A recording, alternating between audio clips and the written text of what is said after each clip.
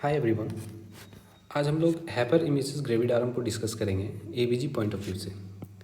कि AVG point of view से इसमें डिस्कस ये करेंगे कि एवीजी एनालिसिस के पॉइंट ऑफ व्यू से कि इसमें एसिड और बेस इम्बैलेंस कैसे होता है। तो एसिड बेस इम्बैलेंस होने से पहले हम लोग पहले इसके हैपर इमेसिस ग्रेविडारम को डिस्कस करते हैं कि जैसा कि आप लोग बेसिक डिफिनेशन जानते होंगे कि ए severe type of nausea and vomiting during the pregnancy. तो ड्यूरिंग द प्रेगनेंसी मदर जो नोजिटेट फील करती है और वोमिटिंग जो होता है प्रोलॉन्ग टाइम के लिए या शॉर्ट टर्म के लिए, तो उसमें एसिड बैलेंस इम्बैलेंस कैसे होते हैं। तो एक्चुअली ये 8 से 9 महीने के बीच में ये ऐसा कंडीशन आता है। तो ये क्यों आता है और इसके पीछे रीज़न क्या है वो हम लोग बात करेंगे। पहले तो हम लोग एवीजी एनालिसिस का एक बेसिक कुछ बात कर लेते हैं। छोटा सा बेसिक है, छोटा सा टॉपिक है। तो PCO2 change, partial pressure of CO2, इसमें चेंज अगर हो तो शो क्या करता है, रेस्पिरेटरी। और बाइकार्बोनेट HCO3, ये बाइकार्बोनेट जो है ये अगर इसमें चेंज हो तो ये क्या, मेटाबॉलिक को शो करता है। तो अब हम लोग रेस्पिरेटरी को चेंज देखते हैं। रेस्पिरेटरी में क्या दो बात होगी, रेस्पिरेटरी एसिडोसिस या फिर रेस्पिरेटरी एल्कलोसिस। और एक मेटाबॉलिक है, मेटाबॉलिक में हम लोग देखेंगे तो मेटाबॉलिक में क्या होता है, मेटाबॉलिक एसिडोसिस या मेटाबॉलिक एल्कलोसिस। तो अभी कब होता है ये हम लोग डिस्कस करते हैं। चलिए, रेस्पिरेटरी एसिडोसिस। अब रेस्पिरेटरी एसिडोसिस होता कब है, जब CO2 रिटेंशन हो। CO2 रिटेंशन होगा तो रेस्पिरेटरी एसिडोसिस, क्योंकि CO2 एसिड का बिहेवियर शो करता है। ठीक है, तो अब ये होता किस में है, इन रेस्पिरेटरी कोई भी तरह का रेस्पिरेटरी ऑब्स्ट्रक्शंस हो तो उसमें एसिड क्या होगा, CO2 रिटेन हो जाएगा। CO2 रिटेन होगा रेस्पिरेटरी ऑब्स्ट्रक्शन में, कोई भी तरह का ऑब्स्ट्रक्शन हो, या फिर आप बोल दें कि किसी को कुछ ऑब्स्ट्रक्शन आ गए हैं रेस्पिरेटरी में। ठीक है, तो जैसे कि अस्थमा का कैसे कंडीशन है, अस्थमा में क्या होता है, इम्फेसिमा में हो गया।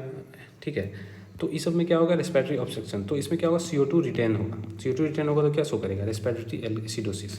और हाइपोवेंटिलेशन, गैस्पिंग कर रहा है अगर कोई पेशेंट, ठीक है, तो उसमें क्या होगा, CO2 का रिटेंशन होगा। तो ये हो गया रेस्पिरेटरी एसिडोसिस। अब हम लोग रेस्पिरेटरी एल्कलोसिस की बात करते हैं। एल्कलोसिस से बात करते हैं तो इसमें क्या होगा, CO2 वॉश आउट हो जाएगा। जैसे हाइपर वेंटिलेट, कोई अगर हाइपर वेंटिलेट कोई पेशेंट कर रहा है, कोई क्लाइंट अगर हाइपर वेंटिलेट कर रहा है तो उसमें क्या होगा, CO2 वॉश आउट हो जाएगा। वॉश आउट होगा तो उसमें क्या होगा, एल्कलोसिस शो करेगा। क्यों वॉश आउट हो गया, तो CO2 क्या है, एसिड है। एसिड है तो एसिड अगर बॉडी से निकल गया बचता क्या है, बेस। बेसिक क्या शो करेगा, एल्कलोसिस। तो हम लोग अब मेटाबॉलिक की बात करते हैं तो उसमें क्या हो गया, respiratory alkalosis, respiratory condition solve. अब मेटाबॉलिक की बात करते हैं। मेटाबॉलिक में क्या होगा, दो बात होगी, एक मेटाबॉलिक एसिडोसिस और मेटाबॉलिक एल्कलोसिस। तो मेटाबॉलिक एसिडोसिस कब होगा, रिलेटिंग टू डाइट, कोई भी तरह का डाइट से रिलेटेड हो। जैसे कि हम लोग खा रहे हैं एस्पिरिन, एसिटाइल सैलिसिलिक एसिड, तो इसमें क्या है, एसिड। तो ये अगर ओवरडोज ले लेता है कोई तो उसमें क्या होगा, ये आपका एसिडोसिस शो करेगा। लैक्टिक एसिड प्रोड्यूस हो रहा है, कोई ज़्यादा एक्सेस अमाउंट में एक्सरसाइज कर लिया तो उसमें लैक्टिक एसिड प्रोड्यूस हो जाएगा। लैक्टिक एसिड क्या है, एक एसिड है, उसमें लगा हुआ ही एसिड, तो वो क्या है, एक एसिड है। तो एसिड है तो उसमें क्या शो करेगा, वो रिलेटिंग टू डाइट है। ठीक है, रेस्पिरेटरी को छोड़ के अगर कोई भी कंडीशन डाइट से रिलेटेड हो तो वो मेटाबॉलिक शो करेगा। अब मेटाबॉलिक में क्या हो रहा है, तो एसिडोसिस हो रहा है। क्यों, क्योंकि CO2 का इसमें क्या हो रहा है कि आपका एसिड का रिटेंशन हो रहा है। ठीक है, तो अब क्या होगा, इसमें दूसरा कंडीशन ये है, मेटाबॉलिक एल्कलोसिस। तो एल्कलोसिस में कैसे वोमिटिंग हो रहा है, वोमिटिंग हो रहा है तो वोमिटिंग होगा तो उसमें क्या होगा, एल्कलोसिस में। तो वोमिटिंग इन द सेंस कि जैसे अब इस फोटो को देखते हैं, इस फोटो की अगर बात करें, इस पिक्चर की, तो इसमें क्या है, देखिए बेसिक सी एक छोटा सा कॉन्सेप्ट है, उसको हम लोग बात करते हैं कि ये जो आपका स्टोमक कंटेंट है यहाँ से लेके ऊपर तक, ठीक है, यहाँ से लेके ऊपर तक जितना भी कंटेंट है ये सारा क्या है, एसिड है। और यहाँ से नीचे की बात करें सारा बेस है। अगर यहाँ से कोई भी कंटेंट स्टोमक, जैसे कि ड्यूडेनम, ज्यूडेनम और इलियम, DJI, ठीक है, इसे निमोनिक्स आप याद कर सकते हैं, ड्यूडेनम, ज्यूडेनम, इलियम। तो ड्यूडेनम, ज्यूडेनम और इलियम, इन तीनों से अगर कोई भी कंटेंट बाहर आता है तो वो क्या निकलेगा, एल्कलोसिस, क्योंकि स्टोमक से ऊपर क्या है, एसिड, स्टोमक से नीचे क्या है, बेस। तो अगर यहाँ से बेस, अगर एक्सेस अमाउंट में बेस निकल जाता है तो बचा क्या, रिमेनिंग यहाँ पे एसिड बचा, तो क्या हो जाएगा, एसिडोसिस। और यहाँ से अगर एसिड कंटेंट बाहर आ जाता है, जैसे एनास्टोमोसिस होता है, जैसे उसमें आपका ये तुम्हारा एसिडिक कंटेंट निकल जाए बहुत ज़्यादा, तो इसमें क्या हो जाएगा, एसिड निकल जाएगा तो क्या बचेगा, बेस, तो एल्कलोसिस। मतलब इसमें सिंपल सा ये बात है कि ड्यूडेनम क्या है, इंटेस्टाइन का पार्ट है। ड्यूडेनम से नीचे जो कोई भी कंटेंट निकल रहा है तो बेस निकलेगा, और ड्यूडेनम से ऊपर जितना भी कंटेंट निकल रहा है वो एसिड निकल रहा है। तो यहाँ से अब हम लोग बात करेंगे कि ये तो क्लियर हो गया यहाँ से, तो ये बेसिक डिफिनेशन था, ये भी क्लियर हो गया। तो अब आगे हम लोग बात करेंगे इस पर फर्दर, मैं वीडियो डालूंगा तो इस पर डिटेल में बात करेंगे ये एक्चुअली होता कैसे है। तो अभी हम लोग एक टॉपिक डिस्कस कर लेते हैं, हाइपरेमिसिस ग्रेविडारम एसिड बेस इम्बैलेंस। ठीक है, तो अब काउज क्या है हाइपरेमिसिस ग्रेविडारम का? Due to pressure on diaphragm. ये जो डायफ्राम है, ये डायफ्राम है, होता क्या है प्रेग्नेंट लेडी में जब ये डायफ्राम पे प्रेशर पड़ता है ड्यूरिंग 8 से 9 महीने के बीच में, तो प्रेशर जो पड़ता है तो ये डायफ्राम पे प्रेशर पड़ा तो ये नॉजिटेट फील करती है। ठीक है, ड्यूरिंग 8 to 9 मंथ नॉजिटेट फील करती है। तो जैसे कि मदर है, मदर क्या कर रही है, वॉमिटिंग। 2 स्टेज होगा इसमें क्या होता है ना कि कन्फ्यूजन एक्चुअली होता क्या है कि एसिड बेस इम्बैलेंस कैसे हो रहा है, कभी कभी कन्फ्यूजन ये हो जाता है। जैसे 2 स्टेज है, एक इनिशियल स्टेज है, एक प्रोलॉन्ग टाइम का स्टेज है। जैसे मदर कोई अगर वॉमिटिंग कर रही है, कोई भी इंसान अगर वॉमिटिंग करता है तो इनिशियल स्टेज में जो वॉमिटिंग करता है और प्रोलॉन्ग टाइम के लिए जो वॉमिटिंग करता है, दोनों का सिनेरियो अलग अलग है। कैसे देखते हैं, अगर मदर वॉमिटिंग कर रही है, ठीक है, क्या होगा, गैस्ट्रिक कंटेंट क्या होगा, गैस्ट्रिक कंटेंट बाहर जाएगा।